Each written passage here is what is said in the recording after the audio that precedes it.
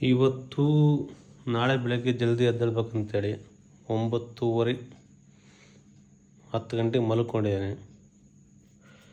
ಎಷ್ಟೇ ಒದ್ದಾಡಿದ್ರು ಎಷ್ಟೇ ಮಾಡಿದ್ರು ನಿದ್ದೆನೇ ಬರೋಕ್ಕೆ ತಯಾರಿಲ್ಲ. ಇಲ್ಲಿ ಟೈಮ್ ನೋಡ್ರಿ ಎಷ್ಟಾಗೈತಿ ಈಗ.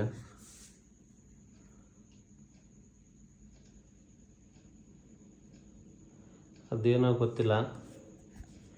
ಇವತ್ತೊಂದು ಚಿತ್ರಸಂತೆಗೆ ಹೋಗಿದ್ದೆ. ಆ ಚಿತ್ರಸಂತೆಯಲ್ಲಿ ಒಂದು ಚೆನ್ನಾಗಿ ಅನ್ನಿಸ್ತು ಅಂತೇಳಿ ಒಂದು ಬುಕ್ ತೊಗೊಂಬಂದಿನಿ. ಈ ಥರ ಚಿಕ್ಕದು.